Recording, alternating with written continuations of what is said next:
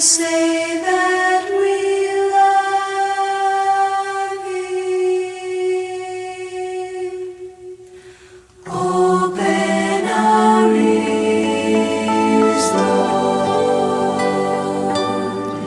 and help us to listen. Open our eyes, Lord. We want to see Jesus.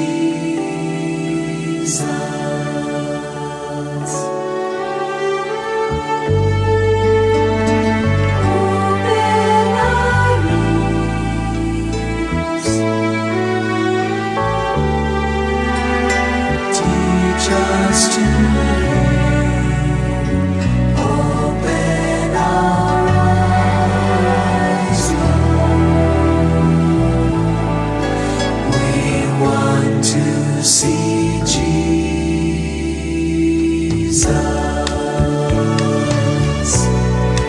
in His time, in His time. He makes all things beautiful in His time.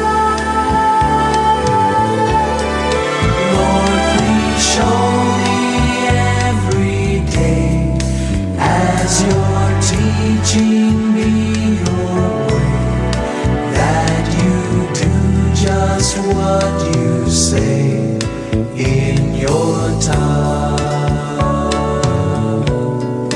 In Your time, in Your time. You make all things beautiful in Your time. Lord, our lives to You we bring.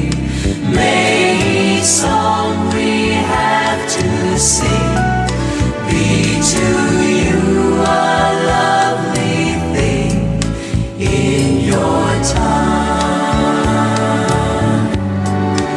In Your time.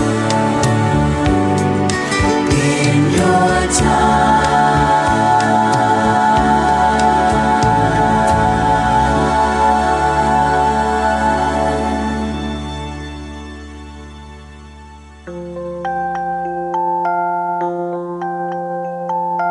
Wonderful, wonderful one, Jesus our Savior, God's Son.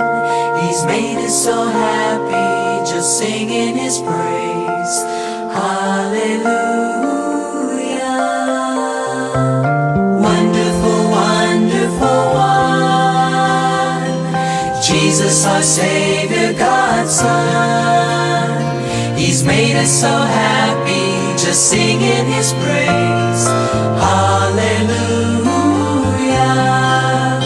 Hallelujah. Hallelujah. Hallelujah. We bless You, Lord. We glorify the Son. You're the wonderful, wonderful, wonderful, wonderful one.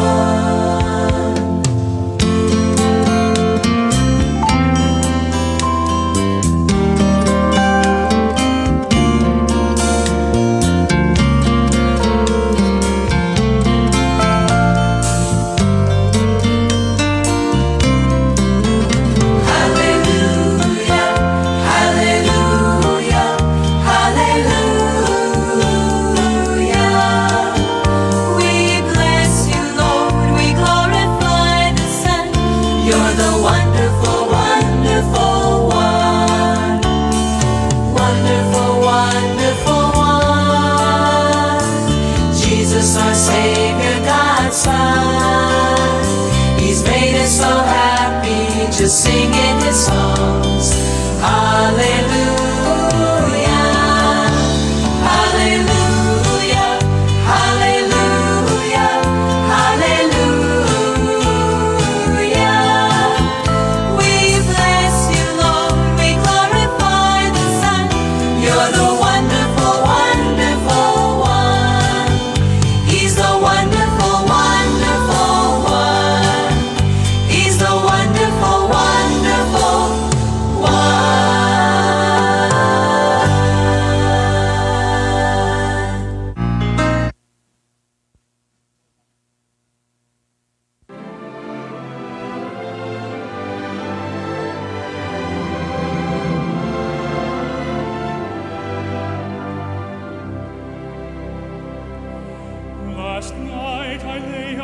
sleeping, there came a dream so fair. I stood in old Jerusalem, beside the temple there.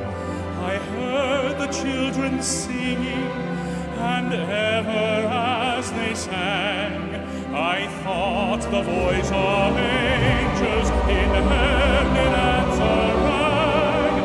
I thought the voice of angels from heaven in answer rang.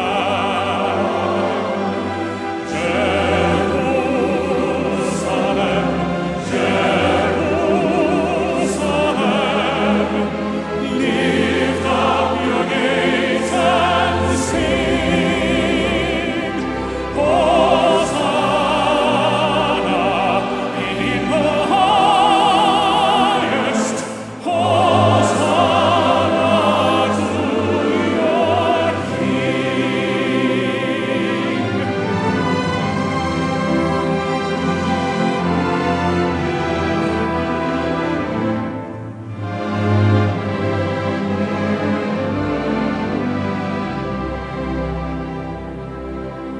And then I thought my dream was changed, the streets no longer rang.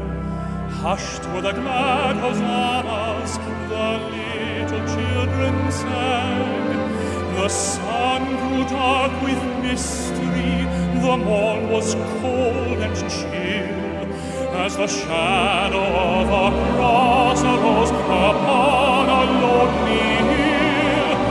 As the shadow of a cross arose upon a lonely hill.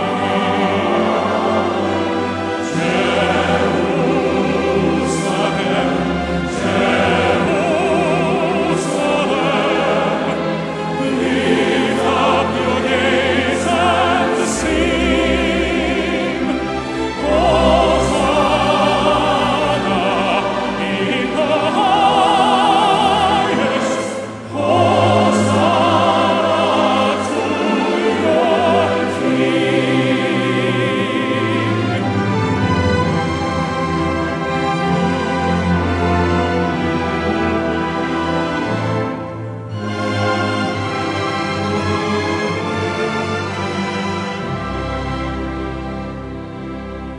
And once again the scene was changed, new earth there seemed to be. I saw the holy city beside the tideless sea.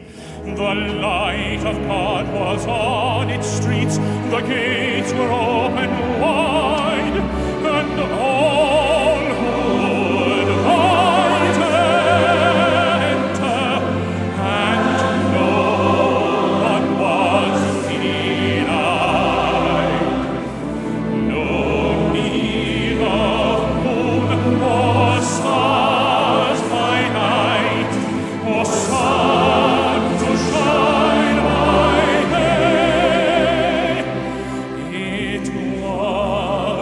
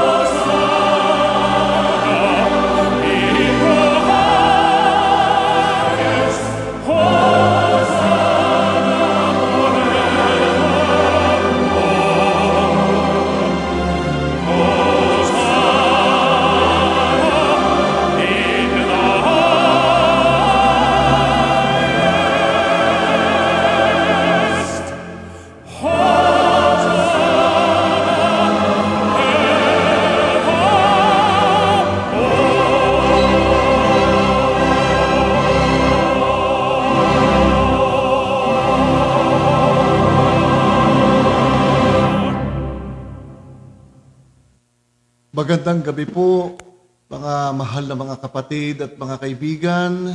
Matapos natin marinig ang ating introduction song, The Holy City, the Jerusalem. Yes, ang Panginoon ay muling babalik upang kunin ang kanyang mga banal, upang pagmanahin niya ng kanyang buhay na walang hanggan at mananahan doon sa Jerusalem na kanyang itinatag.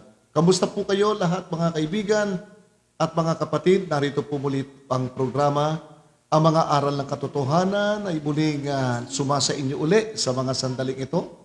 At ngayon pong gabi, Lunes po ng gabi, At tayo po ay nagpapasalamat sa Panginoon sapagkat tayo ay muli nagkita-kita uli sa pamamagitan po ng Zoom.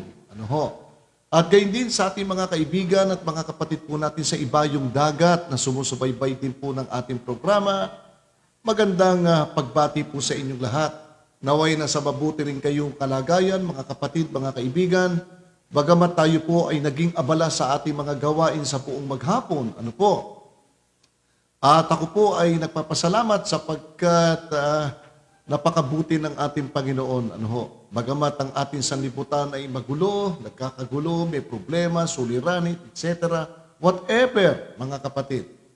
Ang ating Panginoon ay laging nakatunghay pa rin sa atin, nag-iingat, anuman ang ating kalagayan mga kapatid, ang ating Panginoon ay handang tumulong po sa bawat isa po sa atin.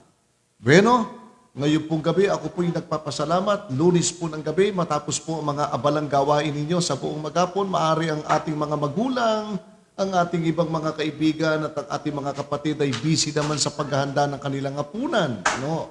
Medyo na-late tayo ng konti, bagamat tayo po ay dapat maaga-aga.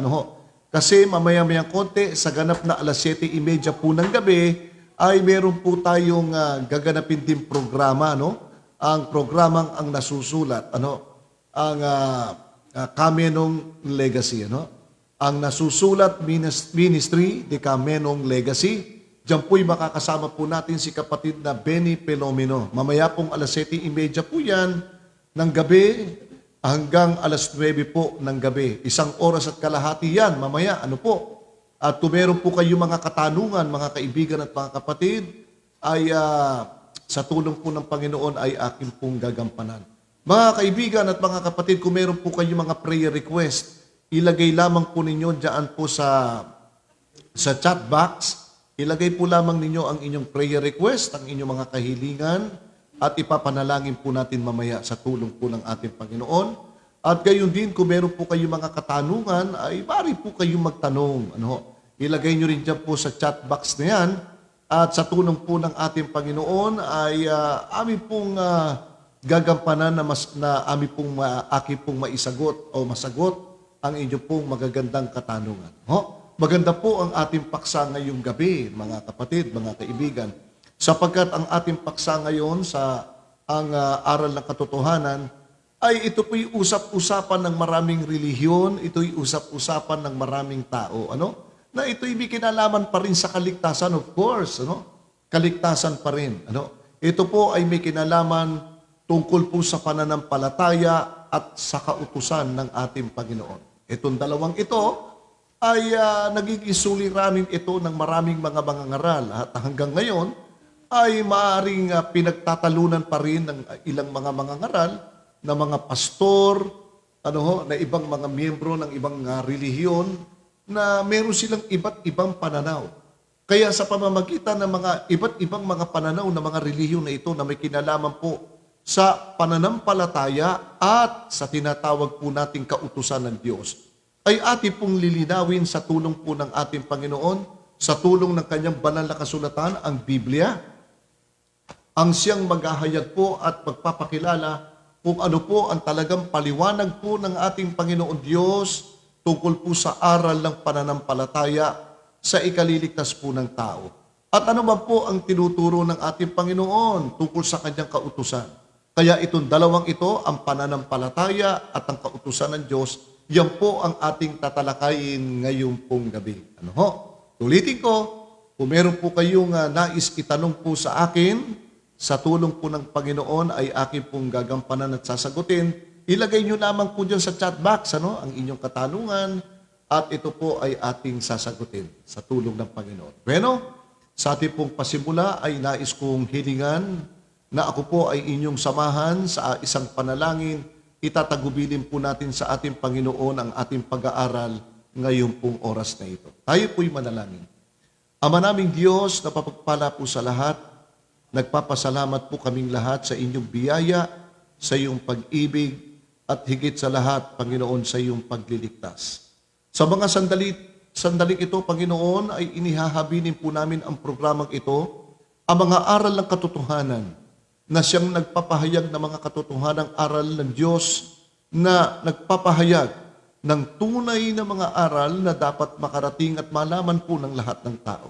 Ama, samantalang pinag-aaralan po namin ang iyong mga katotohanan ng mga bagay na nasusulat sa banal na kasulatan, amin pong idinadalangin ang gabay at patnubay po ng inyong banal Espiritu Santo upang buksan po ang aming unawa at ang aming mga puso't damdamin na handang tumanggap ng mga dakilang katotohanan ito upang magkaroon kami ng pananampalataya at upang kami, Panginoon, ay malapit sa inyo at magkamit ng buhay na walang hanggan. Ano man po, Panginoon, ang aming nagawa sa aming buhay, lalo na po sa buong maghapon na ito, kami po naway inyong patawarin sapagkat ang lahat ng ito'y hinihiling po namin sa matamis na banal na pangalan ng aming tagapagligtas na si Jesus. Amen. Pero mga kapatid at mga kaibigan, narito po ulit tayo. Magandang gabi sa inyo lahat. At siyempre yung ating mga taga-subaybay sa ibang bansa na ngayon po ay sumusubaybay, ay ako po'y nagpapasalamat sapagkat kayo po ay nagbibigay ng oras at panahon upang tayo po'y magkasalo-salo at makapag-aral. Pwede po kayo mag-share, pagpadala lamang kayo ng inyong mga letter dyan sa chat box. Kung meron kayong nais iparating at sabihin, tayo po ay lahat may bahagi sa pag-aaral. Hindi natin sinosolo ang pag-aaral sapagkat kayo rin naman ay meron di kayong mga pananaw, ay iparating niyo po sa akin at sasabihin po natin at ito'y babasahin po natin on the spot. So maraming salamat. Narito po ang ating papaksain ngayon na may kinalaman po sa pananampalataya at ang kautusan ng ating Panginoon. Alam po ninyo mga kaibigan, mga kapatid, ito'y usap-usapan ng maraming mga relihiyon at maraming mga pastor. Sinasabi ng marami na hindi na kinakailangan ang tao sumunod sa utos. Sinasabi ng marami na ang tao ay kinakailangan manampalataya ka na lamang at ligtas ka na. Sa pamamagitan ng pananampalataya lang, iligtas ka na. Yun ang mga usap-usapan. Mga kaibigan, mga kapatid, unang-una po, hindi ako natutol doon sa aral na pananampalataya. Kailangan po ng tao talaga ang pananampalataya. Dakan nga lamang, pag-aralan natin maigi, ano ba ang itinuturo ng tinatawag na pananampalataya na hinihiling ng ating Panginoon sa ating mga tao upang tayo ay magkamit ng tinatawag na kaligtasan. Alam natin na mahalaga po ang pananampalataya. At yung pananampalatayang yan na hinihingi sa atin ng ating Panginoon, bagamat ito po'y mahalaga, ay mahalaga rin naman ang hinihingi ng ating Panginoon na tayo ay maging masunurin sa kanyang mga kautusan. Alam po ninyo mga kapatid, mga kaibigan, bigyan ko muna kayo ng overview. Alalahanin natin na tayong lahat ng tao ay nagkasala. Alam natin na tayo po ay nawalay sa Diyos. Maliwanag po yan, nakasulat po naman sa Biblia. Yung kasalanan natin ang siyang nagpapawalay po sa atin, sa Diyos at sa tao. Alam niyo po ba, ibig sabihin ng definition mula sa Biblia ng salitang kasalanan? Na siyang nagpapahiwalay sa atin, sa Diyos at sa tao, mga kaibigan, mga kapatid. Ano ba ang kasalanan? What is meant by sin? Ano ba yung kasalanan na yan?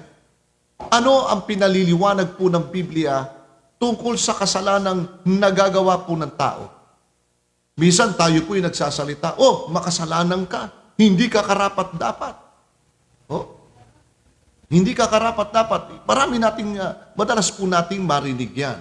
Ngayon po, mga kaibigan, mga kapatid, ay nilinaw po ng ating Panginoong Jesucristo kung ano ang ibig sabihin ng kasalanan na nagawa ng lahat ng tao sa harapan po ng ating Panginoon, kung kaya tayo po ay nalayo sa Kanya. Pakinggan po ninyo ang isang talata po ng pahayag ng Biblia. Ipinakilala po ng Biblia ang definition na kung ano ang kahulugan at ibig sabihin ng word na sin o kasalanan.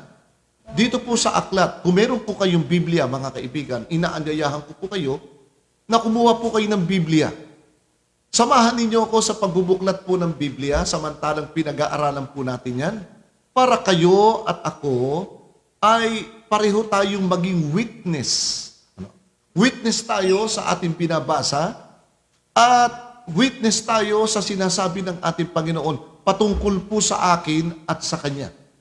Pakinggan po ninyo sa isang talata po ng Biblia sa unang Juan, Kapitulo 3 na ang bersikulo po ay 4. Ipinaliwanag po ng ating Panginoon kung ano ang ibig sabihin ng kasalanan na nagawa ng tao sa balat ng lupa kung kaya tayo po ay nalayo sa Diyos. Ito po ay babasahin ko sa inyo.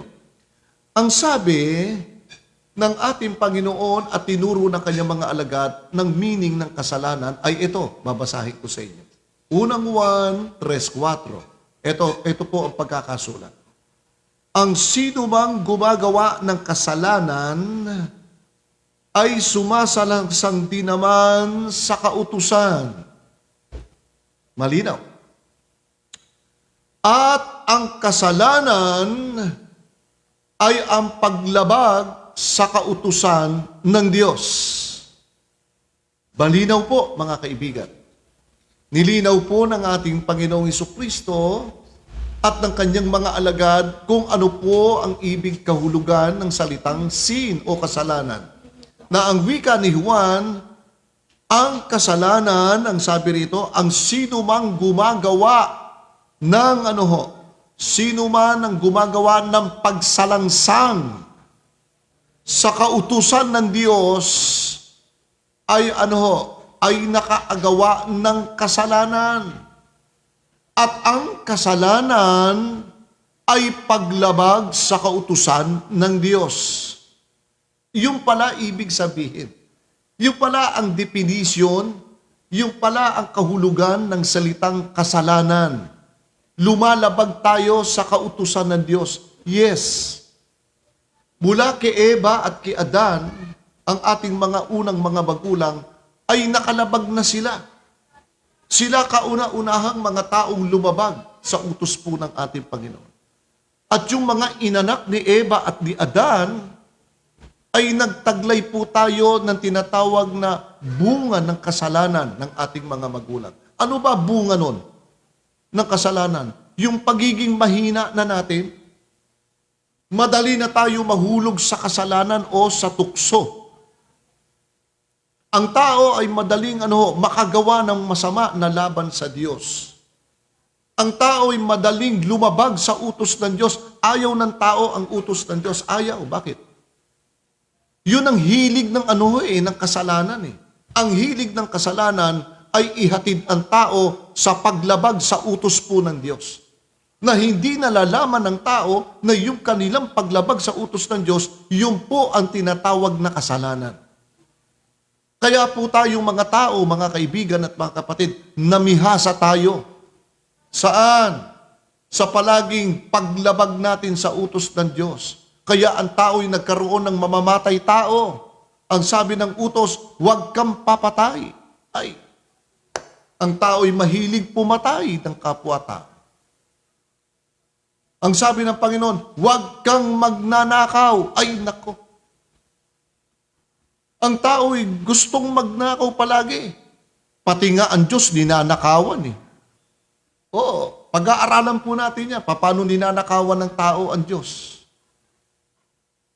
Ang sabi ng Panginoon, huwag kang magsisinungaling. Naku po, mula bata pa hanggang sa lumaki ang mga tao, magaling na magsinungaling. Kaya ito po yung mga inaanyo ng ating Panginoon. Yang mga kasalanan na yan po ang nagpapahiwalay po sa atin sa Diyos. Diyan po tayo narihati. Pero anong sabi po ng Ebanghelyo ng ating Panginoon? Ano ang aral ng ating Panginoon? Nais ng Diyos na ang tao'y maibalik sa Kanya. Yan po ang nais ng Diyos. Kayo at ako, mga kaibigan, lahat po tayo makasalanan. No exemption.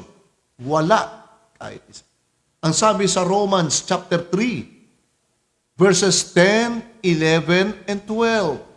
Ang sabi ron ni Apostle Paul, walang matuwid, wala kahit isa. Walang humahanap sa Diyos. Yes. Ang tao dyan, pag lumabas ka, busy. Punta rito, punta ron. Yung iba, naglalaro. Wala. Iba, kumakain. Kanya-kanyang buhay yan. No. Kaya tama yung sinabi ng Biblia, walang humahanap sa Diyos. Pero ang tao, anong hilig na hinahanap? Sa buhay sanlibutan. Di ba? Buhay sanlibutan, yan ang masarap na hanapin ng tao. Pero pagdating sa paghanap sa Diyos, ang tao'y hirap na hirap humanap sa Diyos. Ayaw nila, karamihan ayaw nila. Kaya ang sabi po ng Biblia, walang gumagawa ng mabuti. Wala kahit isa.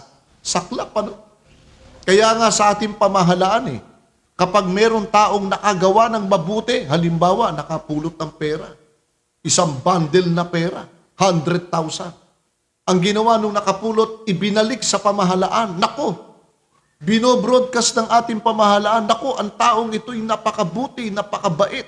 Diba? Bakit binobroadcast? Ginadyaryo pa. Pinalalabas pa sa news, sa television. Nako, si Ginoong ganito, si Ginoong nagbalik ng malaking halaga ng pera na kanyang napulot, napakabuti, napakabait. This is a good example. Ito'y magandang halimbawa sa mga tao na na kapag nakapulot ng pera, ibinabalik doon sa may-ari. Bakit natutuwa ang gobyerno? Bakit binobroadcast? Bakit? Kasi bihira sa tao ang gumawa ng mabuti. Kaya kapag may nakagawa ng mabuti, binabandera kagad ng pamahalaan para tularan ng tao. Bakit? Sapagkat ang tao makasalanan, hindi makagawa ng mabuti. May makagawa man, ay bihira yan. So, ganun po. Ngayon, ano po ang sabi ng Biblia para ang tao'y malapit uli sa Diyos? Para po tayo malapit. Ano hinihiling ng ating Panginoon? Mga kaibigan, mga kapatid, tayo mga makasalanan ay may pag-asang maligtas, kayo at ako. Napakasimple ng kahilingan ng ating Panginoon sa ating mga makasalanan. Hindi mabigat. Ang hinihiling ng ating Panginoon, ang bawat tao ay tinatawagang manampalataya sa ating Panginoon Kristo. Ibig sabihin, kilalanin natin ang anak ng Diyos na si Kristo. Yun ang tanging paraan at solusyon na ginawa ng Diyos para sa tao, para tayo ay maligtas. Para ang tao'y maihaon doon sa putik ng kasalanan. Para tayo'y maagaw doon sa apoy na inihanda sa dyablo. Hindi para sa atin yan, mga kaibigan. Yang impyerno. Hindi po para sa tao yan. Ako po, maniwala kayo, mga kaibigan. Babasahin ko sa inyo, kanino inihahanda ng Diyos ang impyerno? Hindi po talaga sa tao yan. Pakinggan po natin sa aklat po ng 25 ng Mateo. Kung may Biblia po kayo, buksan ninyo. Sa aklat ni Mateo sa kapitulo 25 na ang versikulo po ay 41. Ganito ang pagkakasabi ng ating Panginoong Hesukristo mismo. Naku, napakaganda ng pagkakapaliwanag ng ating Panginoon. Ito wika ng ating Panginoon. Sa kapitulo 25 na ang talata po'y 41. Ang sabi ng Panginoon sa araw na yon, sa araw ng paghuhukom, ang wika ng ating Panginoon, kung magkagayo'y sasabihin naman niya sa mga nasa kaliwa, magsilayo kayo sa akin, kayong mga sinumpa, at pasaapoy na walang hanggan na inihanda sa dyablo at sa kanyang mga anghel. Kita po ninyo? Kanino inihahanda ng Diyos ang impyerno? Hindi po para sa ating mga tao. Yan po'y inihanda ng Diyos para sa dyablo, kay Lucifer, at sa kanyang mga anghel na sumama sa kanya. Ang tanong, bakit ang tao nadamay? Bakit ang tao'y nasama ngayon doon sa impyerno? Para pala sa dyablo inihanda yan ng Diyos. Wala po tayong magagawa. Bakit?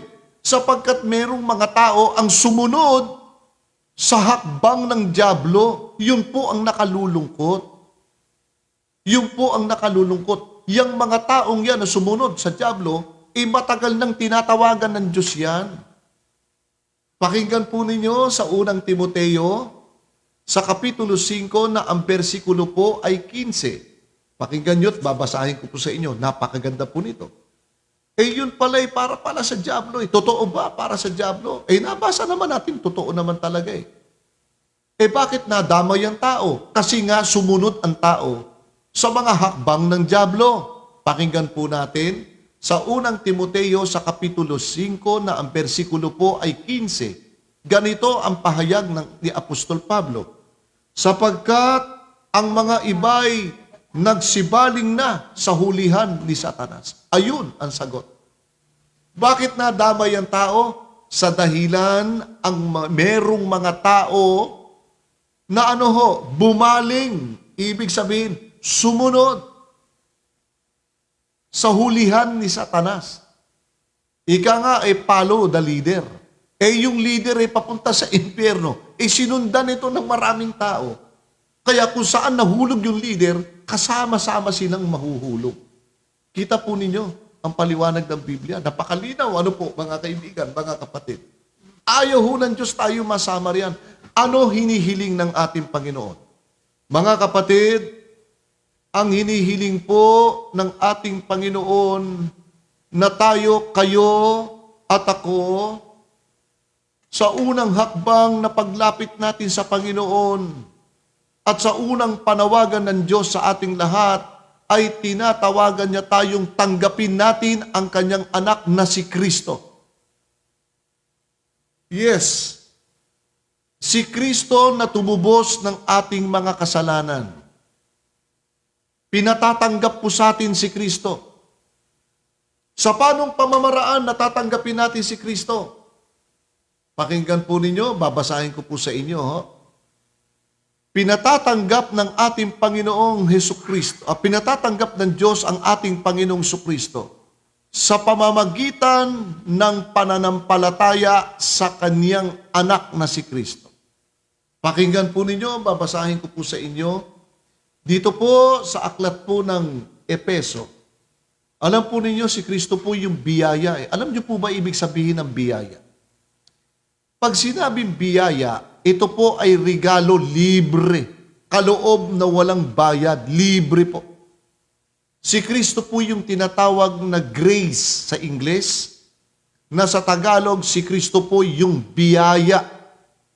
Ibinigay ito ng Diyos sa mga tao para tayo magkaroon ng kaligtasan. Binigayan para sa atin po. Para po tayo ay maligtas. Si Kristo, binigay na walang bayad. Ang hinihiling lamang ng ating Panginoon ay simple, doon sa tinatawag na biyaya. Pakinggan po ninyo, babasahin ko, sa aklat ng Epeso, sa Kapitulo 2, versikulo 8. Pakinggan po natin maigi. Dahil nandito ang kahiligan ng Diyos para ang tao'y maligtas. Una, ang kahiligan ng Diyos ay ganito, sapagkat sa biyaya'y kayo'y nangaligtas. Ayun. Through grace, we are saved. Sa ibang salin, sa kaloob ng Diyos na walang bayad, kayo po'y naligtas. Paano tayo maliligtas doon sa biyaya na binibigay ng Panginoon? Sa pamamagitan ng pananampalataya. Tuloy natin ang basa. Sapagkat sa biyaya'y kayo nangaligtas, sa pamamagitan ng pananampalataya, at ito'y hindi sa inyong sarili, ito'y kaloob ng Diyos. Napakaganda, Paano daw tayo nangaligtas? Paano daw tayo maliligtas? Ang wika ni Apostol Pablo, yung binigay ng Diyos na walang bayad sa atin na tinawag na biyaya, na binibigay sa atin, maliligtas tayo ron sa pamamagitan ng pananampalataya natin kay Kristo Jesus. Napakaganda. Beautiful, mga kapatid. Wala nang iba na idalok ang Panginoon, kundi tanggapin natin ang Panginoong Jesucristo sa pamamagitan ng pananampalataya natin sa Panginoong Jesucristo, mga kaibigan. Yan ang lilinawin natin. Paano ba pinaliliwanag ng Panginoon sa Biblia kung ano ang kahulugan at ibig sabihin ng pananampalataya? Mahalaga pong maunawaan natin ito, sapagkat yung pananampalatayang aral, mga kaibigan, kung saan dinadalang aral ito sa mga maling pamamaraan. Biro mo, sinasabi nila, kapag ikaw'y sumampalataya, ay ligtas ka na forever. Mali. Yan yung tinatawag na doktrina ng OSAS. Alam niyo po ba yung OSAS? O-S-A-S, OSAS. OSAS means, O means once. Yung S ay save. One save. Yung A ay always. Tapos yung S ay save. One save, always save. Aral po yan ng ibang relihiyon. Minsan kang maligtas, forever ka nang ligtas. Kahit anong gawin mo, ligtas ka pa rin. Mali po yun. Hindi yan po ang larawan ng pananampalatayang hinihiling ni Kristo para tayo ay mailagay sa kaligtasan. Maling doktrina po yan. Na sumampalataya ka na lang, ligtas ka na, maling aral pa rin po yan. Hindi yan ang genuine na pananampalatayang itinuro po ng Biblia. Linawin natin, mga kaibigan, una, nilinaw natin kanina, ano kahulugan ng sin o kasalanan? Sinagot ng Biblia na ang kahulugan ng kasalanan ay yung paglabag natin sa mga utos po ng Diyos. At ang paglabag sa kautusan ng Diyos ay kasalanan. At ang kasalanan ay ang paglabag sa utos ng Diyos. Ngayon, sapagkat tayo ngayon ay may pag-asa na mapatawad sa ating paglabag, hinihiling ng Panginoon, tanggapin natin si Kristo sa pamamagitan ng pananampalataya para tayo po ay maligtas at tayo mapatawad sa kasalanan. Now, the question is this. Ano ibig sabihin ng pananampalataya? Maganda po yan. Ano po ang kahulugan ng salitang pananampalataya na talagang itinuturo po ng Biblia? The genuine faith ang hinahanap po natin. Hindi fake na faith. Ang genuine pong pananampalataya ay itinuro po ng Biblia. Pakinggan po ninyo, babasahin ko ang ilang mga talata po ng Biblia na nagpapahayag kung paano ipinaliliwanag ng ating Panginoon kung anong uri ng pananampalataya ang nararapat sa atin upang tayo maging katanggap-tanggap sa harapan ng Diyos. Una, pinaliwanag ng ating Panginoon ang kahulugan ng salitang pananampalataya na hinihingi po sa atin ng Diyos. Una, Hebreo Kapitulo 11 na ang bersikulo ay 1. Pakinggan po ninyo, babasahin ko sa inyo. Ang isang kahulugan ng salitang pananampalataya na hinihingi sa atin ng Panginoon na dapat magkaroon tayo nito. Pakinggan natin. Ngayon, ang pananampalataya ay siyang kapanatagan sa mga bagay na hinihintay, ang katunayan ng mga bagay na hindi nakikita. What is the true faith? Ang tunay na pananampalataya ay kapayapaan sa atin. Why? Because Christ is the Prince of Peace. Si Kristo na sinasampalatayanan natin ay prinsipe ng kapayapaan. Right? Kaya ang ating Panginoon Kristo, kapag kausap niya yung kanyang mga alagad, doon siya'y nabuhay na maguli sa mga patay. Tuwing magpapakita siya sa kanyang mga alagad, ano ang unang binibigkas ni Kristo sa kanyang mga alagad? Ang kapayapaan nawa ang sumainyo. Kita nyo? Why? Because Christ is the Prince of Peace. Kaya kapag tayo may pananampalataya kay Kristo, may kapayapaan po tayo. Huwag kayong mag-alala. Mga kapatid, pag meron tayong suliranin, meron kang problema, meron tayong mabigat na pangangailangan sa buhay, na hindi kayang isulba ng kapwa natin tao. Mga kapatid, may Diyos sa taas. May Kristo tayo. May tagapamagitan tayo sa Diyos. And that is Jesus Christ. Because Christ is the Prince of Peace. Kaya kung genuine ang ating pananampalatayang tinanggap natin sa Diyos, at yung pananampalatayang inaalay at pinakikilala natin sa Diyos, we have peace in our life. Kaya ang sabi ni Apostol Pablo, ngayon, ang pananampalataya ay siyang kapanatagan. See? That is genuine faith. Meron tayong peace of mind sa ating Panginoong Jesucristo na ating sinasampalatayan. Meron tayong kapanatagan sa mga bagay na hinihintay o may hinihintay pa rin tayo. Kaya ano ba yung hinihintay natin? Na doon ay meron din tayong kapanatagan, meron tayong kapayapaan. Alam niyo po ba, inihintay ng pananampalataya natin?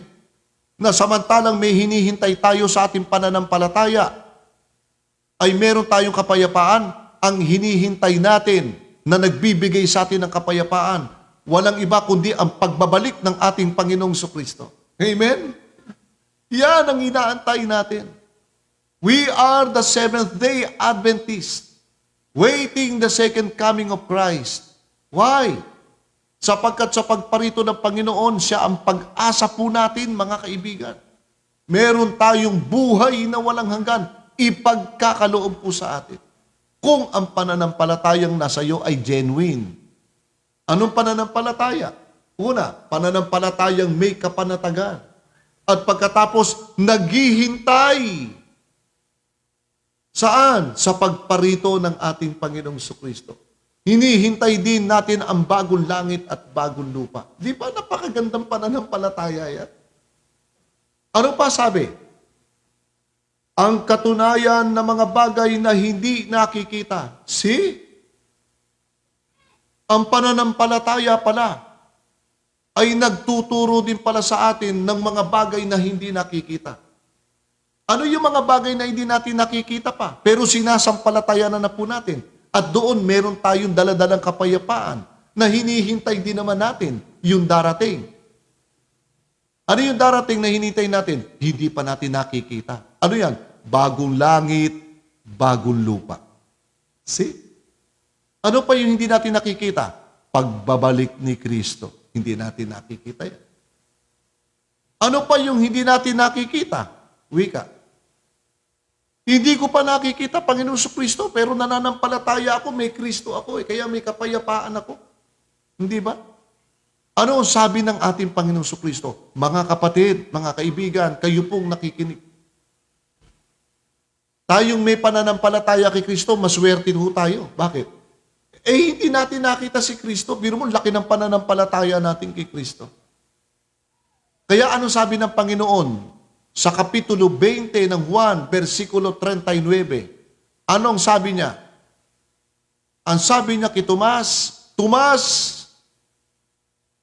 ngayong nakita mo ko, kaya ka sumampalataya, gayumay mapapalad ang hindi nakakita sa akin, ngunit sumasampalataya sa akin. Amen, mga kaibigan? Ang ganda, no? Hindi natin nakita si Kristo. Hindi natin nahipo kagaya nila Tomas. Hindi natin siya nakausap ng personal kagaya na ginawa ni Tomas, nakausap ng personal. Hindi po ba? Kaya nga nung makita ni Tomas si Kristo, nahipo niya si Kristo, nakasama niya si Kristo ng matagal, nagkausap sila ng matagal ng ating Panginoon Kristo. Kaya anong sabi ni Tomas kay Kristo? Panginoon ko at Diyos ko. Kaya anong sabi ni Kristo? Ngayong nakita mo ko, sumampalataya ka, gayumay. Ang mga hindi nakakita sa akin, ngunit sumasampalataya, ano sila? Sila'y mapapalad. Kita nyo mga kapatid, mapalad po tayo. Na meron tayong pananampalatayang katulad din ni Tomas, na pinaniniwalaan natin na si Kristo ay Panginoon natin at Diyos natin. Amen? Napakaganda, ano, mga kapatid? Napakaganda.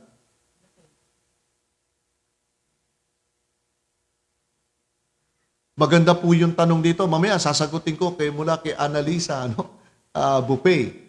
At ngayon mga kapatid, mga kaibigan, ano pa ang nilalaman ng pananampalataya bukod sa may kapayapaan tayo at inaantay natin yung mga bagay na hindi nakikita pa at ito'y makikita natin sa pagparito ng Panginoon? Ano pa ang tinuturo po ng pananampalataya? Babasahin po natin ang Juan Kapitulo 1 na ang bersikulo ay 12. Pakinggan po natin. Ito pa ang isang kahulugan na ibinibigay sa atin ng kahalagahan ng pananampalataya sa ating Panginoong Jesucristo. 1:12 ng Juan. Ang sabi ganito, dadapat ang lahat ng sa kanya'y nagsitanggap. Now, take note this. Gayumay ang lahat na sa kanya'y nagsitanggap ay pinagkalooban niya sila ng karapatan maging mga anak ng Diyos sa makatwid bagay ang mga nagsisisampalataya sa kanyang pangalan. Wow! Napakagandang pangako ng Panginoon. Ang wika ng Panginoon, ang mga nagsitanggap sa Kanya, sa ating Panginoon Jesucristo. Sa makatwid bagay, mga nagsisisampalataya sa Kanyang pangalan. Sila'y pinagkalooban na maging mga anak ng Diyos. Amen.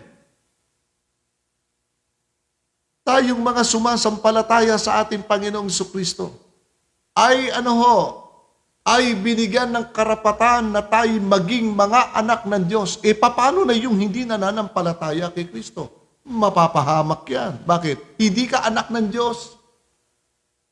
Hanggat ang tao hindi tinatanggap si Kristo na kanyang Panginoon, hindi sumasampalataya sa ating Panginoong Jesucristo, sila'y hindi kabilang sa mga anak ng Diyos. Kapag hindi ka kabilang sa mga anak ng Diyos, hindi ka magmamana ng kaharian ng Diyos. Yan ang panganib sa mga hindi mananampalataya kay Kristo. Napakaganda, po? Mga kaibigan, napakagandang pangako sa atin ng Panginoon. Ang pananampalataya ay kapanatagan ng mga bagay na hinihintay, mga bagay na hindi nakikita. That is faith. Hindi natin nakita si Kristo. Pero tinatanggap natin siya. Pero once na tinanggap natin ang Panginoon Jesucristo through faith, ano po sabi?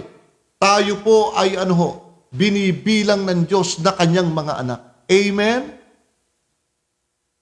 Kaya kayong may pananampalatayang sa ating Panginoon Jesucristo, meron tayong kapayapaan, kabilang po kayo sa mga anak ng Diyos. Kaya hinihikayat po natin yung mga tao na hindi pa nananampalataya. Naku po, ngayon na po ang panahon na pananampalataya. Ngayon, linawin po natin mga kaibigan, anong klaseng pananampalataya ito? Hanggang doon na lang ba tayo? Hanggang paniniwala na lang ba tayo sa bagay na hindi natin nakikita kay Kristo? Hanggang paniniwala na lang ba tayo sa pangalan ni Kristo? Hanggang pananampalataya na lang ba tayo sa ating Panginoon? Doon na lang ba natitigil ang tungkulin ng mananampalataya kay Kristo? Pakinggan po natin, matapos na ang tao'y tanggapin na ang lahat ng karapatang ito sa pamamagitan ng pananampalataya, matapos na ang tao'y tumanggap ng pananampalataya kay Kristo, mga kapatid, mga kaibigan, ay meron kang gagawin sa pananampalataya mo kay Kristo. Pakinggan po natin ang isang talata po ng Galacia, Kapitulo 6, na ang bersikulo po ay 1 hanggang 2. Pakinggan po natin. Ang tinatawagan po dito, sa babasahin ko, ay mga taong may pananampalataya kay Kristo. Kabilang sa pagiging mga anak ng Diyos. Pakinggan po natin. Sa Kapitulo 6, 1 at 2. Mga kapatid, ayan, mga mananampalataya ito, nasa loob ito ng church.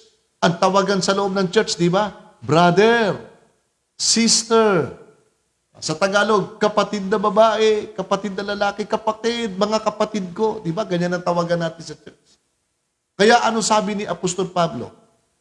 Ina-address niya ito sa church na magkakapatid na kumikilala na kay Kristo, sumasampalataya na kay Kristo, kabilang na saan? Sa pagiging mga anak ng Diyos. Ano tagubili ni Pablo? Ang sabi ni Pablo, mga kapatid, kung ang sino man ay masumpungan sa anumang pagsuway, kayong mga sa Espiritu ay inyong papanumbalikin ang gayong sa Espiritu ng kahinhinan, na iyong pagwariin ng iyong sarili, baka ikaw naman ay matukso. Magagdalahang kayo ng mga pasanin sa isa't isa, at tuparin ninyong gayon ang kautusan ni Kristo. Ayun, mga kaibigan. Ano ang genuine na pananampalataya? Ang wika ni Apostol Pablo sa mga mananampalataya, may gagawin pala yung mananampalataya matapos na siya'y tumanggap kay Kristo, matapos siyang maniwala kay Kristo. Ano sabi ni Apostol Pablo? Magagdalahan kayo ng mga pasanin sa isa't isa, at tuparin ninyong gayon ang kautusan ni Kristo. Ano tungkulin ng mga anak ng Diyos na tumanggap ng pananampalataya kay Kristo? Ang tungkulin pala ninyo at tungkulin ko. Mga kaibigan, anumang uring relihiyong ka, saan ka man nakaanib, ang wika ni Apostol Pablo, gampanan ninyo. Ang sabi rito ay tuparin ninyong gayon ang kautusan ni Kristo. Apay, may kautusan pala tayong gagampanan. Meron pala tayong gaganapin, tayong magkakapatid sa pananampalataya, mga kaibigan. Anong gaganapin natin? Tuparin ninyo ang kautusan ni Kristo. Ay, nako. Dito na ngayon nagtatalo yung ibang relihiyon. Mga kapatid, nagdidebate na. Wala na yung kautusan, di na dapat sundin. Ay, nako. Kapag ang isang nagsasabing may pananampalataya kay Kristo, pagkatapos sasabihin, hindi na dapat sumunod sa utos ng Diyos, hindi tunay na pananampalataya yun. Yun ang sinasabi ko kaninang peke na pananampalataya. Pangbalat kayo lang na pananampalataya. Sapagkat ang tunay na pananampalatayang itinuturo ng Biblia, pananampalatayang na tumutupad at gumaganap ng kautusan ni Kristo. Kapag inalis mo yung pagganap mo sa kautusan ni Kristo, wala ka na. Hindi ka na tunay na mananampalataya. Alam niyo po ba saan ka nabibilang? Yung mga nagtuturo dyan sa labas, na huwag nang tumupad sa utos, naku po, mapanganib po yan. Hindi ganyan ang tinuro ni Pablo. Hindi yan ang nilalaman ng Biblia. Ang turo po ng Biblia, ganapin ninyo ang kautusan ni Kristo. Kapag ang isang mangangaral nagtuturo na hindi na dapat ganapin ang kautusan ni Kristo, tumalikod na kayo sa Kanya. Bakit? Pakinggan po ninyo sa unang Juan, Kapitulo 2, na ang versikulo po ay 3. Pakinggan po natin. Tatalikod na po tayo pagka ganun. At sa ganito'y nalalaman natin na siya'y ating nakikilala kung tinutupad natin ang kanyang mga utos. Yun ang relihiyong hahanapin nyo. Aling relihiyon? Yung relihiyong nagtuturo ng utos ng Diyos. Bakit? Kumikilala yun sa tunay na Kristo yan ang tunay na kumikilalang may pananampalataya. Yan ang tunay na anak ng Diyos. Na gumaganap ng kautusan ng Diyos. Basahin ko ulitin ko. At sa ganito'y nalalaman natin na siya'y ating nakikilala kung tinutupad natin ang kanyang mga utos. O, kita mo? Yung pagtupad pala natin sa utos ng Diyos ay pagkilala natin sa ating Panginoong Jesucristo. Paano ngayon yung mga nagtuturo na sabi, nakikilala ko siya, pero hindi na dapat sundin ang mga utos ng Diyos o di Kristo? Ano tawag sa kanila ron? Ituloy natin ang basa sa versikulo 4. Ang nagsasabing nakikilala ko siya at hindi tumutupad ng kanyang mga utos ay sinungaling at ang katotohanan ay wala sa kanya. O, kita ninyo? Sasama ba kayo sa isang relihiyon na sinungaling ang tinuturo? Sasama ba kayo sa isang relihiyon na walang katotohanang taglay? Ay, hindi tayo sasama ron. Bakit? Patungong impyerno yun di ba? Sino ba ama ng kasinungalingan? Sino ba yung ama na walang katotohanan? O di ba basahin natin sa Biblia ngayon? Sa 8:40. Sa 8:44 ng Juan, pakinggan po ninyo kung sino ang ama niyan. Dito po sa 8:44 po ng Juan ay ganito po yan. Ang sabi, kapag hindi tinuturo ang kautusan, ang taong yung sinungaling at ang katotohanan ay wala sa kanya. Ay followers po ni Satanas po yan, ng Diablo. Pakinggan nyo sa 8:44 po ng Juan. Ganito pagkakabanggit ng ating Panginoon Kristo. Kayo'y sa inyong amang Diablo. Ang mga nais ng inyong ama ang ibig ninyong gawin. Ano ba yung ginagawa ng Diablo na nais gawin ng tao? Siya'y isang mamamatay tao buhat pa ng una at hindi nananatili sa katotohanan. Yun. Kaya yung isang mangangaral kapag nagturo, hindi na dapat sundin ng kautusan. Sabi ni Apostol Juan, ang taong yun ay wala sa katotohanan. Kapag wala ka sa katotohanan, anak kanino? Hindi ka anak ng Diyos, anak ka ng Diablo. Sabi ni Kristo, ang ama ninyong Diablo, nang pasimula pa'y mamamatay tao, hindi nananatili sa katotohanan. Kapag hindi nananatili sa katotohanan, ano siya ngayon? Tuloy natin ang basa. At hindi nananatili sa katotohanan, sapagkat walang katotohanan sa kanya, pagka nagsasalita siya ng kasinungalingan, di sinungaling na sila ngayon. Ganun pala yun.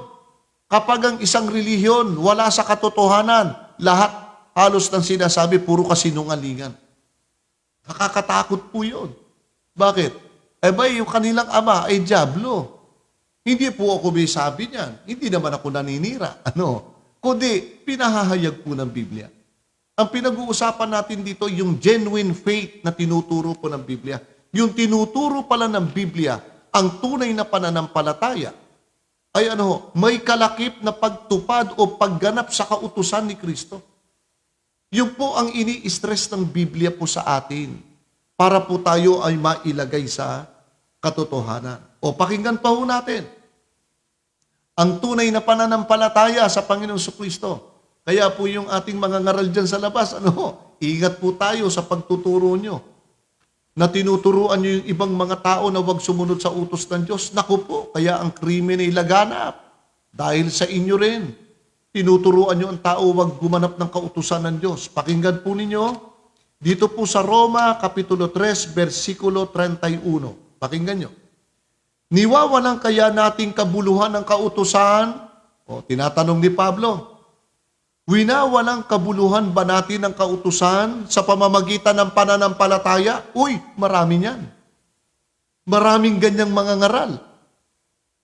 Pananampalataya na lang tayo. Hindi na kailangan sumunod sa utos ng Diyos. Walang makasusunod sa utos ng Diyos. Inutusan pa pala tayo ng Diyos, hindi pala natin masusunod. Tayo? Pinaglalaruan lang tayo ng Diyos? Di ba? Mag-isip kayo, mga pastor. Pero mo sabihin mo walang makasusunod sa utos ng Diyos, wag na ho tayo magrelihiyon. Ganun naman pala Lalabas salbahe pa ang Diyos Bakit? Pero mo inuutusan ka na hindi mo kayang gawin. Hindi ho, ang tunay na Diyos, hindi po ganon. Hindi mag-uutos ng Diyos ng isang bagay na hindi mo kayang gawin. Kaya ka nga inuutusan kasi magagawa mo. Bakit? Nakikristo ka Si Kristo ang gagawa sa iyo. Kaya ka nga niya inuutusan, aalalayan ka ni Kristo. Si Kristo tutulong sa atin. Kaya kung sino mang mangangaral na nagsasabing walang makakasunod sa utos, tandaan nyo, wala po yung kay Kristo. Walang Espiritu Santo sa Kanya. Kaya nga may kaloob na Espiritu Santo, sapagkat yung Espiritu Santo ang tutulong sa mga taong mga anak niya na sumasampalataya para makaganap saan? Sa kanyang pinag-uutos. Kaya ang tanong ni Apostol Pablo, diwawalan ba nating kabuluhan ang kautusan ng dahil sa pananampalataya? Huwag nawang mangyari. Bagkus pinagtitibay pa nga natin ang kautusan. That's it. Ang tama. Romans 3:31 po yan. Maliwanag ang sinasabi po ng Biblia. Huwag nating wawalang kabuluhan ng kautusan ng dahil sa pananampalataya. At huwag naman natin wawalang kabuluhan ng pananampalataya dahil sa kautusan. Huwag naman. kundi pareho po natin bibigyan ng importansya ang dalawang yan. Pananampalataya at pagsunod sa kautusan. Bakit? Kasi ayaw ng Diyos na tayo sumunod sa kautusan ng sanlibutan. Gusto niya maging iba na tayo bilang bahagi ng kanyang mga anak. Sapagkat tayo ay mga anak niya, natural, pinasusunod niya tayo doon sa gusto niya. Para wag tayo masakop ng kautusan ng dyablo ng sanlibutan ito. Yun po ang nililinaw po ng Biblia. Kaya ano sabi po? Winawalang kabuluhan ba natin ang kautusan, ang kautusan dahil sa pananampalataya? Wag na wag mangyari. Bagkus pinagtitibay pa nga natin ang kautusan. Kita niyo? Kapag sinabi mong hindi na dapat sundin ang kautusan, ang sabi sa 10 utos, igalang mo ang iyong ama at ang iyong ina. Pagkatapos sasabihin mo, hindi na dapat sundin. Ano ibig sabihin? Huwag na tayo gagalang sa mga magulang natin. Babastusin na natin ang ating mga magulang. Sasabihin sa iyo ng magulang mo, wala kang utang na loob. Anak, pinalaki ka namin. Pinanganak ka namin. Pagkatapos lumaki ka, lapastangon ka sa amin, di ka marunong gumalang. O bakit? Sasabihin ng anak, kasi sabi ng pastor namin, di na daw dapat sundin yung 10 utos Patay ka. Diba? Naasisi yung pastor. Bakit? Baling relihiyon yung napasok ng bata Sabi ng mga magulang, lapastangan ka anak, di mo kami ginagalang. Minumura mo kami. Hindi ka marunong gumalang sa iyong magulang. Sagot ng bata, sabi ng pastor namin, di na rin dapat sundin ng 10 utos kaya kami, okay lang, hindi kami nagkakasala, wala na rin 10 utos Biruin niyo yun. Nakakatakot na relihiyon yun. Yung nagtuturong hindi na dapat sundin ng 10 utos. Naku po, matakot kayo. Isa lang naman ang iniiwasan ng mga protestante dyan sa 10 utos Ang iniiwasan lang nila dyan, yung ika-4 na utos, yung utos na ipangilin mo ang araw ng Sabat. Dyan sila takot. Bakit? Hindi nila kayang harapin yun sapagkat nilalabag nila ang pagpangingilin ng araw ng Sabat na iniuutos din sa kanila. Ano sabi ng Panginoon? Marcos 2:27. Ginawa ang Sabat ng dahil sa tao. Linggo sila mangilin, hindi Sabado. Diba? Tandaan nyo, ginawa ang Sabat ng dahil sa tao. Ayaw nila ng Sabat, so hindi sila tao. Kaya kung tinatanggap mo na ikaw'y tao, kaibigan, ipangilin mo araw ng Sabat. Kaya napakalinaw po. Ngayon, ito po, bago tayo pumunta sa questions and answer, sabagay, malaki-laki pa oras natin, ang tanong ganito. Ano ang kahalagahan ng 10 utos ng Diyos sa tao? Alam mo, inaalis ng mga protestante yan. Yung dating daan, allergic sila sa 10 utos. Ang sabi ng mga dating daan, wala na yan inalis na yan. 2 na lang utos. Patay tayo. Madidisgrasya tayo riyan. Sabi ng iba, walang makakasunod dyan. Anong walang makasusunod? Pinangangaral nyo rin yan. Huwag kayo sasamba sa Diyos-Diyosan. Kayo ba sumasamba sa Diyos-Diyosan? Hindi. Di nakakasunod kayo. Kita po ninyo kasinungalingan nila. Ang tanong, bakit galit na galit ang iba at si Satanas sa 10 utos ng Diyos? Ano ba tinuturo ng 10 utos ng Diyos sa mga mananampalataya kay Kristo? Alam po ninyo kung ano tinuturo ng 10 utos? Pakinggan po ninyo sa Roma 13, sa Kapitulo 13 ng mga taga-Roma, na ang bersikulo po ay 8, pakinggan po ninyo. Ito ang pagkakasabi. Roma, Kapitulo 13, bersikulo 8. Huwag kayong magkautang ng anupaman sa kanino man, maliban na sa mga ibigan kayo sapagkat ang umiibig sa kanyang kapwa ay nakaganap na ng kautusan. Kita nyo, sarap pakinggan. Huwag kayong magkautang kanino man, kundi kayo mag-ibigan sa isa't isa. Sapagkat ang pag-ibig sa kanyang kapwa ay nakaganap na ng kautusan. Di ba ang ganda? Pag-ibig pala ang tinuturo ng 10 utos. Pag-ibig pala sa kapwa. Kaya nga 2 tapyas na bato Yung isang tapyas na bato, una hanggang ikaapat, yan po'y pag-ibig sa Diyos. Yung ikalawang tapyas na bato, mula ikalima hanggang 10, ito'y pag-ibig puro sa tao. Kaya ang sabi ni Pablo, huwag kayong magkautang. Ibiruin mo, aalisin mo yung 10 utos, di may utang ka sa kapwa mo ngayon. Di ba? Para wag ka magkautang sa kapwa mo, wag mong alisin ang 10 utos. Bakit? Sapagkat ang itinuturo ng 10 utos sa tao ay pag-ibig sa Diyos at pag-ibig sa kanyang kapwa. Biro mo, aalisin mo yon, di magkakautang ka sa Diyos at sa kapwa-tao. O, pakinggan po natin.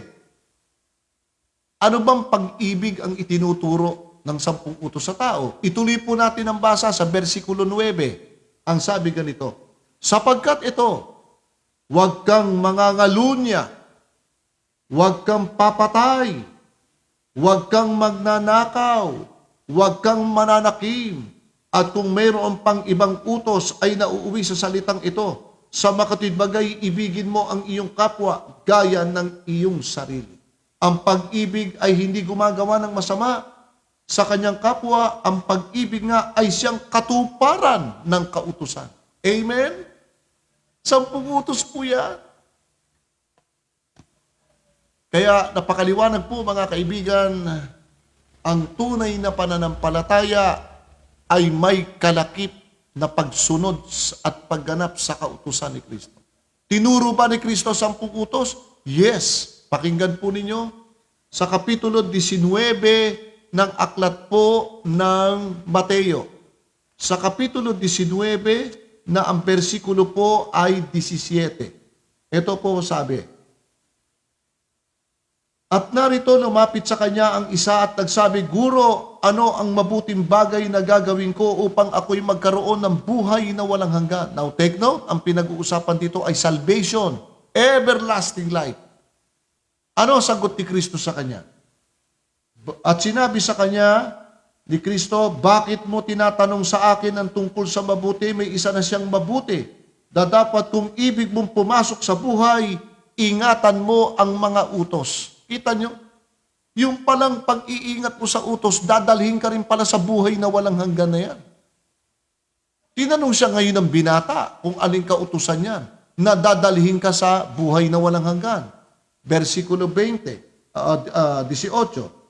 At sinabi sa kanya, alin-alin? At sinabi ni Jesus, huwag kang papatay, huwag kang mangangalunya, huwag kang magnanakaw, huwag kang sasaksi sa di katotohanan, igalang mo ang iyong ama at ang iyong ina.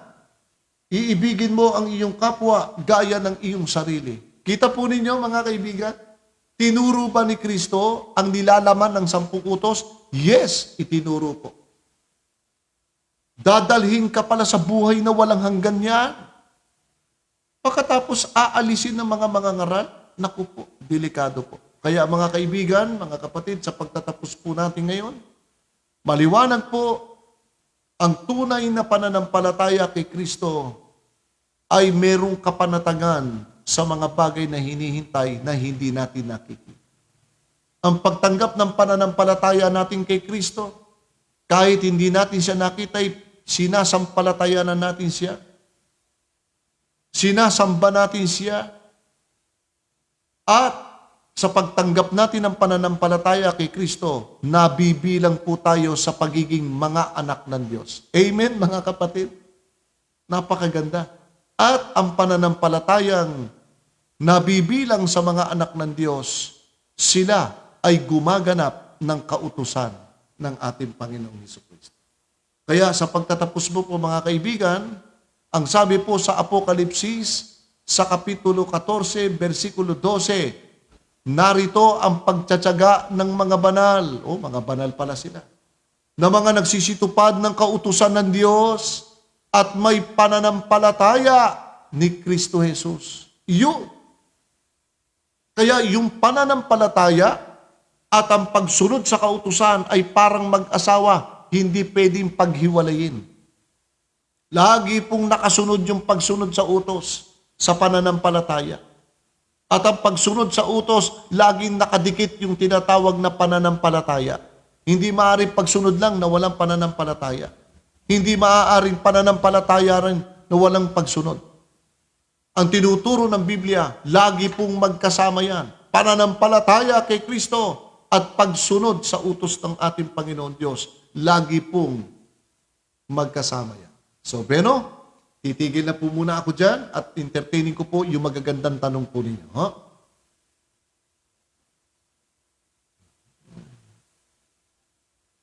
Ito po ay galing sa ating kapatid na kay Sister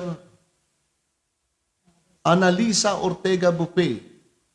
Kung sinasabi po bang makadiyos tapos sobrang magmura, ay may kaligtasan po? Naku po. Wala pong kaligtasan yung palamura. Sorry to say, doon sa nagtanong, kung sino man po yung mga tao o sino man sa atin, mangangaral, pero palamura, wala pong kaligtasan po yung palamura. Yan po ay gawa ng laman. Kapitulo 5 po ng Galacia, versikulo 19 at 20 at 21. At hayag ang gawa ng laman sa makatwidbagay ang mga ganito, mapagtungayaw. Palamura po, ibig sabihin. Gawa po ng laman yan. At yung gawa ng laman na yan, nasa sanlibutan. Kapitulo 6 po ng unang Korinto. Kapitulo 1. Hanggang 6. Anong sabi? Yung mga palamura, mapagtungayaw, ay hindi magmamana ng kaharian ng langit. So, malinaw po. Kaya mga kapatid, mag-ingat po tayo sapagkat sa ating mga salita, hahatulan po tayo ng ating Panginoong Jesucristo. Pakinggan po ninyo sa Kapitulo 12 po ng Aklat ng Mateo na ang talata po ay 36 hanggang 37. Ito sagot. At sinasabi ko sa inyo na ang bawat salitang walang kabuluhan. Yan Yung bang pagmumura may kabuluhan? Wala pong kabuluhan yan. Nakabilang po yan sa salitang walang kabuluhan. Kaya ang sabi ni Kristo, sinasabi ko sa inyo na ang bawat salitang walang kabuluhang sabihin ng mga tao ay ipagsusulit nila sa araw ng paghuhukom. Ingat po tayo sa pagmumura. Yung palamura ay wala pong mamanahin sa kaharian po ng Diyos. Pakinggan po ninyo, dito po sa unang Korinto sa Kapitulo 6. Naku, binibigyan tayo ng babala dyan. Lahat po tayo. Basahin po natin, tutuloy po natin dito sa Kapitulo 6, versikulo 9 at 10. Pakinggan po ninyo, mga kaibigan ho ito, Pakinggan natin maigi. Aral po sa atin ito, kasama ako dyan. Ang sabi ganito, o hindi ba ganinyo nalalaman na ang mga liko ay hindi magsisipagmana ng kaharian ng Diyos? O kita nyo, mga liko. Sino ba yung mga liko? Ituloy ko na sa versikulo 10. Ni ang mga magnanakaw, ni ang mga masasakim, ni ang mga manlalasing, ni ang mga mapagtungayaw, mga palamura, ni ang mga manlulupig, ay hindi magmamana ng kaharian ng Diyos. Ayun. Malinaw po, sa nagtanong, Sister Bupe, ang isang tao, kahit kumikilala po sa Diyos, kahit makadiyos pa ang kanyang anyo, pero ang kanyang bibig ay hindi niya pinipigil. Palamura. Ang sabi po ng Biblia, ang mga liko ay hindi magsisipagmana ng kaharian ng Diyos. Sino yung mga liko? Kabilang puro yung mapagtungayaw, yung palamura. So yun po ang aking sagot doon. Meron pa hong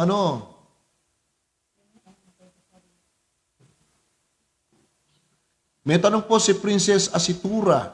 Maganda ang tanong po niya. Brother, tanong ko lang po, paano po mapapanatili ang pananampalataya sa Panginoon? Salamat po sa sagot. Yes, gumagalaw yung aking mesa. Mga kaibigan, napakaganda. Oops, teka muna. Gumagalaw. Direktor, sandali lang, Direktor. Baka mawala ako sa script. Okay. Mga kapatid, napakaganda po ng katanungan na yan. Paano po tayo mananatili? Paano po tayo mananatili, mga kapatid, sa tinatawag nating pananampalataya? Meron pong mga sangkap po yan na tinuro ng ating Panginoon. Napakagandang katanungan po yan.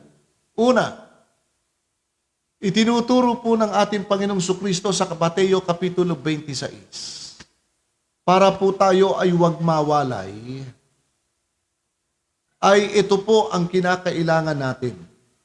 Sa 26:41 po ng Mateo. Doon sa nagtanong, anong pangalan ulit ng tanong? Sister Princess? Sister Princess Asitura, nakausap ko po yan kaninang madaling araw. Napakaganda po ang aming pag-uusap. Sister Princess ay naluluha sapagkat nakilala niya ang ating Panginoon. Sabi niya, Brother Ray, pagbalik ko ng Pilipinas, magpapabautismo ako. Sabi niya gano'n. For the first time in my life, nakilala ko ang Panginoon. Naging mapagkumbaba ako. First time ko rin na nagbabasa ng Biblia. Naiiyak siya. Nadama niya ang pag-ibig ng ating Panginoon. Napakaganda po. Gaya ng sinabi ko sa inyo, Sister Asitura, Sister Princess, maganda ang iyong tanong. At yung tanong mo yan ay sinagot ko kagabi. Paano ka mananatili sa pananampalataya na hindi ka malalayo? Hindi ka na uli mahuhulog sa tukso. Hindi ka na uli mahuhulog pa saan? Sa pagtalikod sa ating Panginoon. Ito po ang sinabi ng ating Panginoong Jesucristo sa Kapitulo 26, versikulo 41 po ng Mateo. Pakinggan po natin mga kaibigan. Isa po ito sa mga sangkap para tayo po ay makapanatili sa pananampalataya.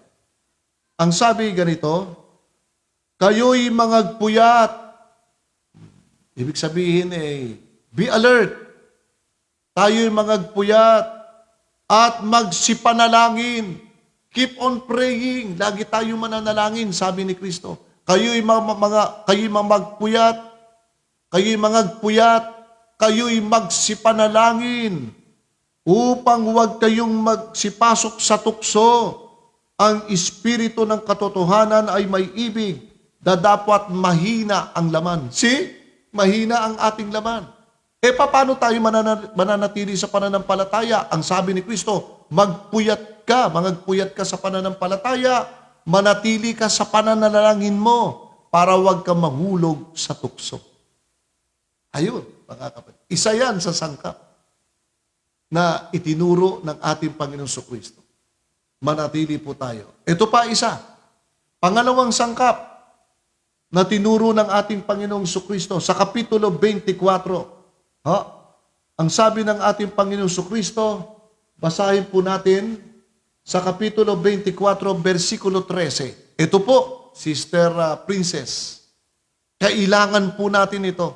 Una, mangagpuyat ka sa pananampalataya. Pangalawa, ito na matindi. Lagi kang mananalangin, sabi ni Kristo, para wag kang mahulog sa tukso. Di dalawa na, no? Mangagpuyat at lagi kang mananalangin. Ito na yung pangatlo. Kapitulo 24, versikulo 13 ng Mateo. Ang sabi ganito. Teka muna. Ang sabi ganito. Ang magtiis, dapat ang magtiis, hanggang sa wakas ay siyang maliligtas. Ano kailangan natin? Ikatlong sangkap para tayo manatili sa pananampalataya. Kailangan natin ang pagtitiis. Kailangan natin ang pagtsatsaga, Sister Princess. Saan? Sa pananampalataya. Bakit? May pagsubok, anumang pagsubok mo, magtitiis tayo. Anuman ang pagsubok natin sa pananampalataya, magtapat ka, sabi ng ating Panginoon. Ang magtiis hanggang sa wakas ay siyang maliligtas. Ayun, ang mga sangkap ng ng pananatili po natin sa pananampalataya. Kaya yan po, napakahalaga mga kaibigan, mga kapatid. Yan po ang ilang mga sangkap na kailangan po natin, na matinding kailangan na kailangan natin. At ikaapat, ano pa tinuturo ng ating Panginoong Jesucristo? Para po tayo ay manatili at gabayan sa katotohanan ng ating Panginoon, huwag tayong mawalay pa. Sa Kapitulo 13 po ng aklat ng Lucas, naku, napakaganda. Ang sabi ng ating Panginoong Jesucristo rito, ang sabi niya ay, Sa Kapitulo 11, versikulo 13, ang sabi rito ganito. Ang sabi ng ating Panginoon sa 11:13 ng Lucas, kung kayo nga, bagaman masasama, ay marunong magbigay ng mabubuting kaloob sa inyong mga anak, gaano pa kaya ang inyong Ama sa kalangitan na magbibigay ng Espiritu Santo na nagsisihingi sa Kanya. Amen? Ika-4 na sangkap, hihilingin natin sa ating panalangin sa tuwid-tuwina na tayo po ay gabayan ng Espiritu Santo, mga kapatid. Bakit? Sapagkat ang Espiritu Santo ang siyang magpapalakas po sa atin sa pananampalataya. Ang Espiritu Santo ay gagabayan po tayo sa buong katotohanan. Alright? So yun po ang ilan sa mga itinuro ng ating Panginoon. Bukas po ng gabi, abangan nyo, magandang paksa natin, ang kapangyarihan ng ikatlong persona, ang Espiritu Santo. Bukas po ng gabi yan, abangan po ninyo. Bueno, sa ating pong pagtatapos, ay meron pong prayer request? Oo. Meron pong prayer request dito, bagamat ito ay ituloy pa rin natin, ang panalangin sa mga taong ito. Ipapanalangin pa rin natin sila, ha? Pero,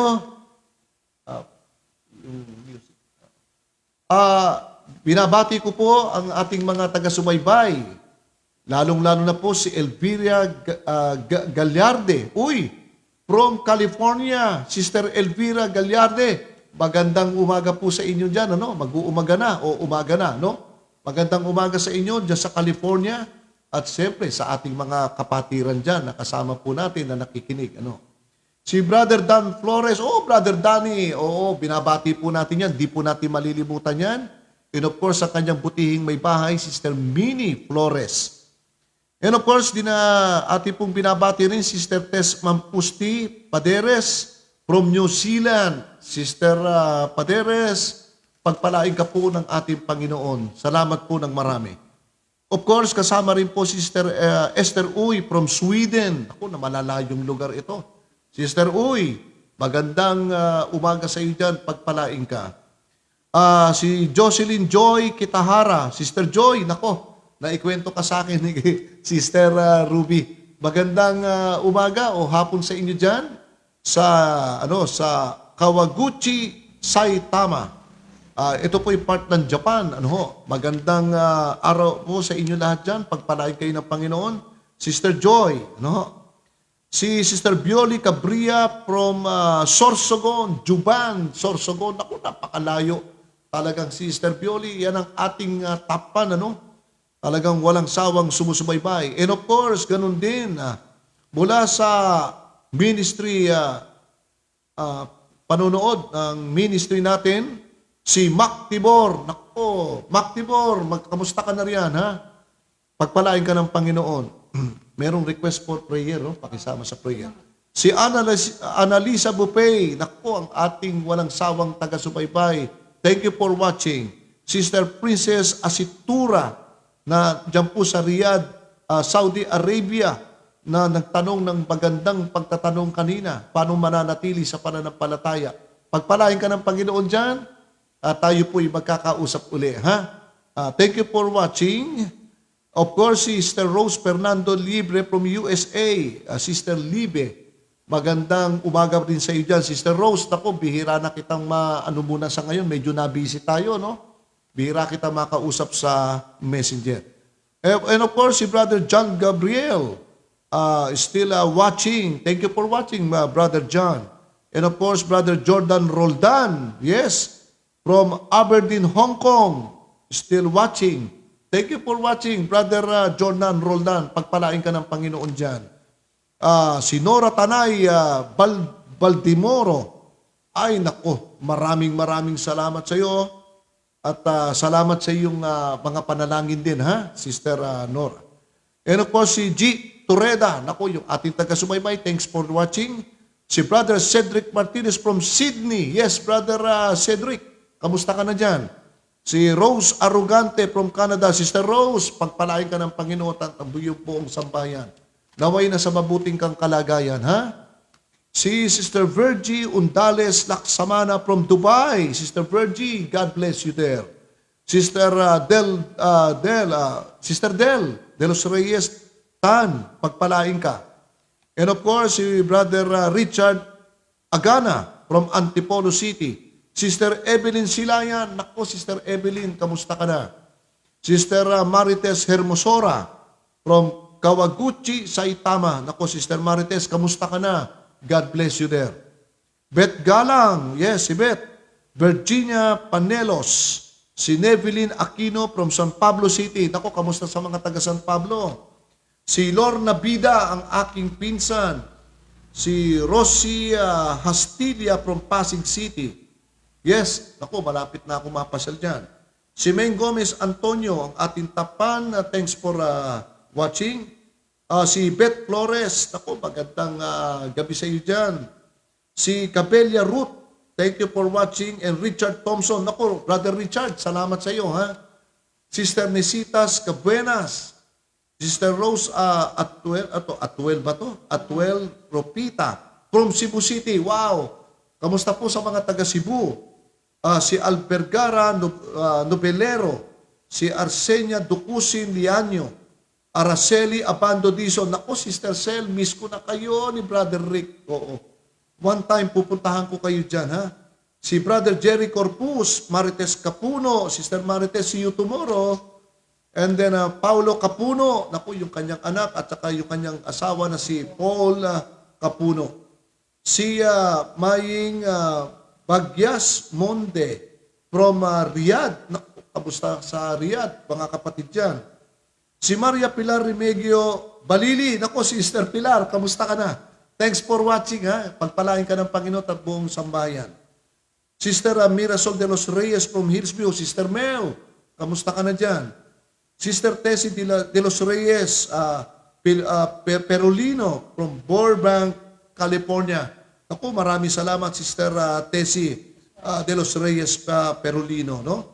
Brother Maiton Baladiang, thank you. Brother Noel Vincent Idar, thank you. Sister Annie Barrios, ang aking abogado, magaling ito. Si Brother Ralph Somoso, naku, Brother Ralph. Si Mabel Lominoke Gahano. Hello there, thanks for watching. Tata Dulukwin, Lito Pami, Ernesto T, Labahe Basarte Cheryl. Yes, kamusta riyan? Brian Bilamide, Marina Agual Buta, Macjud Tanyo Tulba, Saldi Lenon, yes, ang announcer ng DCRH, si Brother Saldi Lenon, si Evelyn Camacho, Sister Camacho, kamusta ka na riyan, ha? Tsaka si Brother Donovan Amador, Jerry De La Cruz, yes, Brother Jer, si Arlen Cruz, yes, Sister Arlene, Jonathan Sebastian from Dasmariñas, Cavite, si Merly Bonansihe from France. Sister Merly, kamusta ka na dyan, ha? And of course, si Dayan Marie Bida. Naku, si Dina. Naku, aking pinsan. Kamusta ka na? Sana'y sumaybayan mo kong gabi-gabi, ha? Si Clara Dambina Corpus, Marina Agudal Buta, si AM De Leon, Jake Brien Evangelista, at saka si Jones, at saka si Joby, si Larin Gabe, Monica Banate, si Gwick Ray, yes, si Brother John Gulas from Susila Church, ang kanyang may bahay, si Sister Lori Concepcion. Ako, magaling na Sister Lori. Kamusta ka na, Sister Lori? Si Nancy Nacional ng Antipolo City, si Albi Labiendero from Pasig. Ako, Sister Albi, miss na kita. Matagal na tayo hindi nakikita, ilang buwan na. Si Brian Husan Hayon, si Al Bergana Nobelero, si Laren Gabe from Mindanao. Uy, nako, from Mindanao. Brother Gabe o Laren Gabe, kamusta ka na dyan? At magandang gabi po sa inyo lahat dyan, ha? Meron po siyang prayer request at saka si Juan Aurelio Laherbern Nibek. Gaganda ng mga apelido, no? Medyo mahirap bigkasin. At meron po tayo mga prayer request po. Mga kapatid, wag muna po kayong aalis. Please, samahan niyo po ako sa pagkakaisa sa ating panalangin. Binabati ko Sister Minda Arienda. Sister Minda, kamusta ka na riyan, ha? At pagpalain ka ng Panginoon, ha? Thank you for watching. May panalangin po tayo si Sister Alma Adarayan na pray for me na makabalik siya sa pananampalataya. Yes, we will pray for you. Si Antoinette Bago Bida, yes, may sakit na glaucoma ang kanyang papa, ang aking katukayo na si Ray, na pinsang ko. Tsaka si Sister Merly Munansinghe, yung kanyang father, ay na-admit sa ospital. Patuloy po nating idalangin na patuloy na gumaling. Sister Mirasol de los Reyes, si Baste Isay Pablo, ay kasama nating idalangin na patuloy na gumaling. Sister Minnie Flores, ang operation sa kanyang mata. Si Brother John Bulas, ang kanyang anak, na si Elisa May, may problema sa puso. At si Laren Gabe, na makalabas na ang kanyang kapatid sa kulungan. Yes, idadalangin po natin. Tayo po'y manalangin, mga kapatid. Sandali lang po. Ipapanalangin po natin ito sa ating Panginoon. Sandali lang po. Ipapanalangin po natin ito sa ating Panginoon.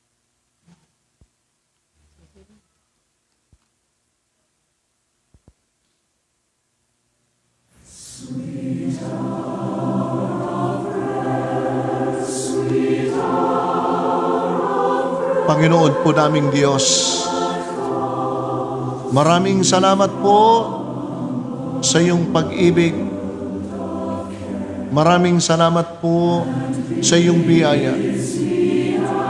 Salamat po sa tunay na pananampalatayang ipinakilala niyo po sa amin sa oras na ito. Naway tulungan niyo po kami, Panginoon, na manatiling tapat sa inyo hanggang sa kayo dumating, upang kami po'y maging karapat-dapat po sa inyo. Panginoon po naming Diyos, habang kami na sa ibabaw ng lupang ito, ay mayroong kami mga karanasan sa buhay na nais po naming ilapit sa inyo. Idinadalangin ko po ang kahilingan ni Alma Adarayan na siya po ay muling makapanumbalik po sa inyo sa pananampalataya. Panginoon, ano pa po ang humahadlang sa Kanya, kayo po ang nakababatid sa Kanyang kalagayan. Kami po'y nakikiusap po, Diyos, kung siya man po'y humihingi ng tulong sa inyo, naway sa tulong ninyo ay magkaroon ng pamamaraan na siya'y makapanumbalik at makapaglingkod po sa inyo. Please, Lord, naway tulungan niyo po siya. Idinadalangin din po namin po si Antoinette Bago Bida, ang kanyang kahilingan ng kanyang ama na si Ray, na meron pong glaucoma na nahihirapan sa paningin. Halos hindi na makakita ang taong ito. Panginoon, kami po ay merong pagluhang lumalapit po sa inyo. Idinadalangin po namin ang mga may karamdaman na ito na humihingi ng tulong at patnubay po sa inyo. Ipuin ninyo ng inyong pong mapagpalang kamay, O Diyos, sa inyong awa. Manumbalik nawa, Panginoon, ang kanyang kagalingan. Tulungan nawa siya, O Diyos, na muling makakita at gumaling sa kanyang sakit na glaucoma. Idinadalangin din po namin ang panalangin, kahilingan ni Sister Merly Munansinghe, na ang kanyang ama, Panginoon, ay naratay sa panig ng karamdaman. Hinihiling po namin sa inyo, Panginoon, na naway patuloy na gumaling ang kanyang ama mula sa kanyang karamdaman. Please, Lord, tulungan nawa ang kanyang ama. Dinadalangin din po namin, Sister Mirasol, ang kanyang kahilingan na patuloy na gumaling si Baste at si Isay Pablo sa kanilang kagalingan, sa kanilang karamdaman na COVID-19. Idinadalangin din po namin, Sister Minnie Flores, na ooperahan sa kanyang mga mata. Panginoon, kami po'y nananawagan sa inyo na mayroong pagluha at paghingi ng habag na naway ingatan ang operasyon na ito at muling manumbalik sa kagalingan ng mata ng aming kapatid na Sister Minnie Flores. Idinadalangin din po namin sa inyo, Panginoon, ang panalangin ng amang si John Gulas para sa kanyang bunsong anak na si Elisa May na meron pong problema sa puso na may butas. Panginoon, kami po'y nakikiusap po sa inyo. Naway dalawin niyo po ang anak ni Brother John Gulas. Hinihiling po namin naway hipuin ninyo ng inyong mapagpalang kamay. Gawa nawa, Panginoon, ng paraan sa tulong po ninyo upang ang batang ito ay maingatan hanggang sa kanyang paglaki at dumating ang oras at panahon na siya'y maging lingkod po ninyo. Dagdagan niyo po, Panginoon, ang kalakasan. Dagdagan niyo po ang buhay ng batang ito. Tulungan nawa, Panginoon. Tulungan niyo po nawa. Dinadalangin din po namin si Laren Gabe na ang kanyang kapatid, Panginoon, ay makalabas na sa bilangguan. Ano man ang naging kalagayan, ano man ang naging karanasan ng kanyang kapatid, kayo po ang nakababatid.